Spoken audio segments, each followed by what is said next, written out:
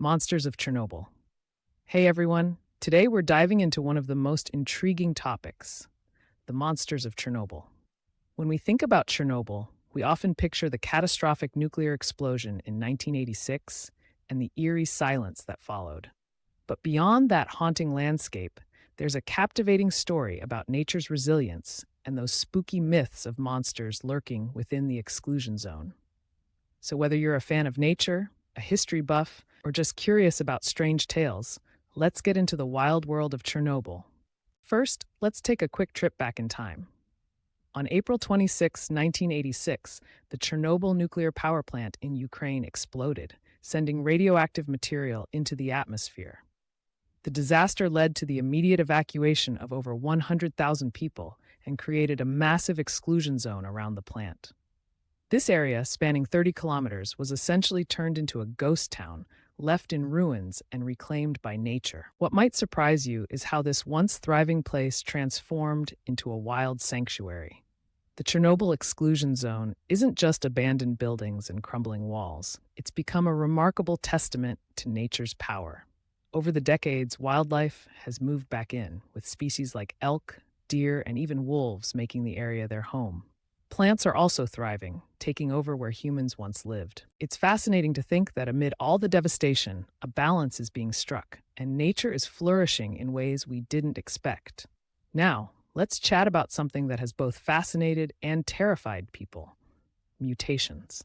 You might have heard stories about unusual creatures roaming Chernobyl, possibly due to radiation exposure.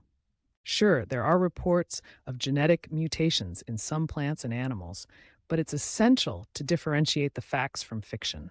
There have been sightings of deer with strange antlers or plants that grow in bizarre shapes, but most wildlife seems to adapt rather well in this unique environment. It's like nature's way of saying, "I'll find a way." But it's not just about nature.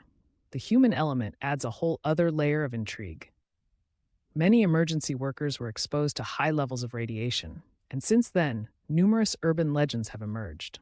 From strange glowing creatures to phantom sightings of people in the abandoned town of Pripyat, ghost stories abound. Locals who returned for brief visits spoke of eerie feelings and shadows moving in the corners of their eyes. Pretty spooky, right? Speaking of oddities, let's discuss some remarkable documented creatures. For instance, Przewalski's horse, a species once on the brink of extinction, has thrived in the exclusion zone. These horses, alongside numerous bird species, have become symbols of resilience.